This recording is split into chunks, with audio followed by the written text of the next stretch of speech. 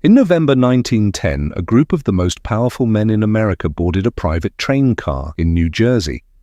They used fake names. They told no one where they were going. They traveled through the night. And when they arrived at their destination, a private island off the coast of Georgia, they spent 9 days in secret designing something that would control the American economy for the next century and beyond. That place was Jekyll Island, and what they designed in that private hunting club became the foundation of the Federal Reserve System. The law that created it was passed in 1913, but the real story starts 3 years earlier, with men whose combined wealth represented roughly 1/4 of all the money in the entire world. You have to understand the political mood in America in 1910. People were deeply suspicious of big banks, deeply suspicious of Wall Street. There had been a brutal financial panic in 1907, and we talked about that in a previous video. And millions of ordinary Americans were angry. They blamed the bankers. They blamed the wealthy elite who seemed to control the entire financial system for their own benefit. In that environment, a group of the most powerful bankers in America meeting openly to design a new national banking system would have been politically impossible. Congress would never have passed it. The public would never have accepted it. If the plan had been known to originate from the richest bankers in the country, it would have been dead before it started. So they had to be invisible. They had to design the plan in a place where no one could see them.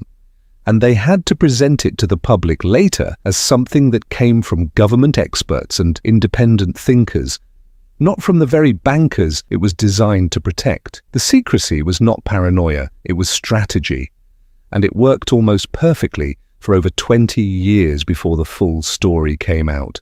Let me tell you who was on that train. Senator Nelson Aldrich was the leader of the group. He was one of the most powerful politicians in America. He was also the father-in-law of John D. Rockefeller Jr.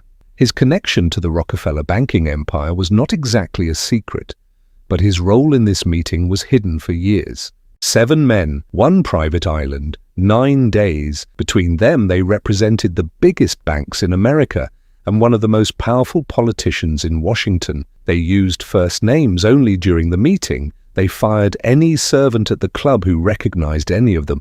The level of secrecy was extraordinary, and it tells you everything about how aware they were that what they were doing would never survive public scrutiny. If there is one man most responsible for what was designed on Jekyll Island, it is Paul Warburg. He was a German-born banker who had immigrated to America and was deeply frustrated by how primitive the American banking system was compared to European systems.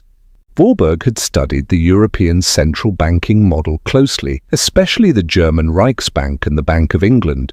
He understood how a central bank could stabilize a currency, how it could act as a lender of last resort when panic hit, how it could prevent exactly the kind of collapse that America had experienced in 1907. He had the technical knowledge. What he needed was the political cover to actually make it happen. Jekyll Island gave him that opportunity.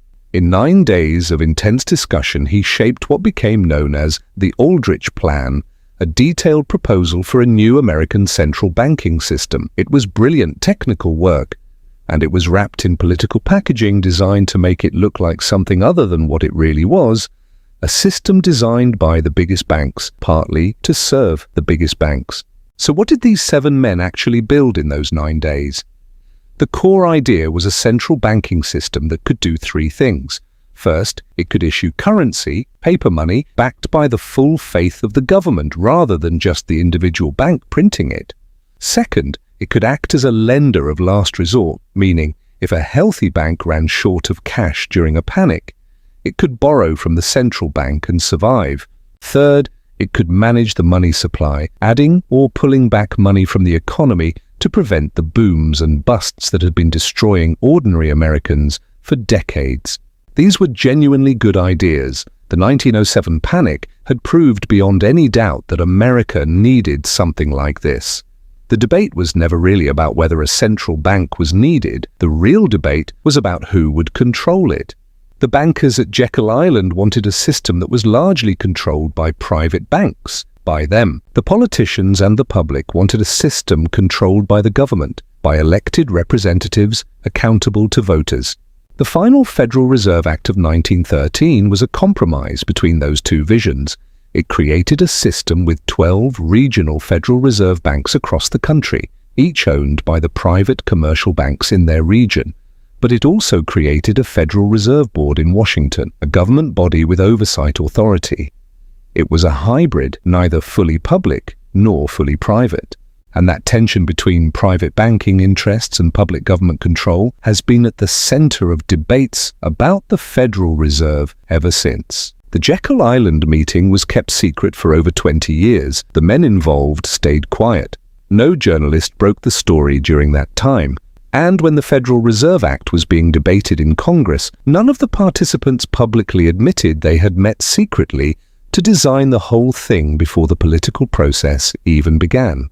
The secret finally came out in 1933. Frank Vanderlip, one of the bankers who had been on that train, published an account of the meeting in a magazine article. He described the secrecy, the fake names, the private island, the 9 days of planning.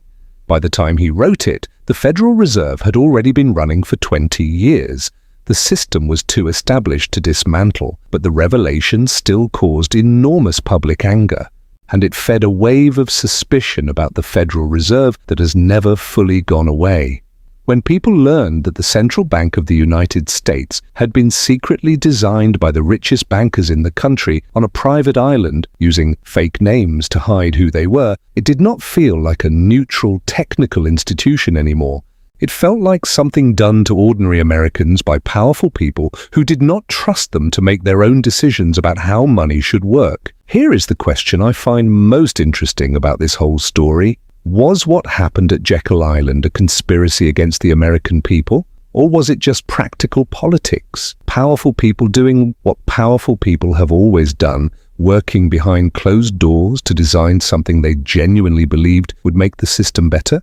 The honest answer is that it was probably both. The men on that island were not all villains. Paul Warburg genuinely believed America needed a central bank, and he was right. The system they designed did prevent many of the bank panics that had repeatedly devastated ordinary American families.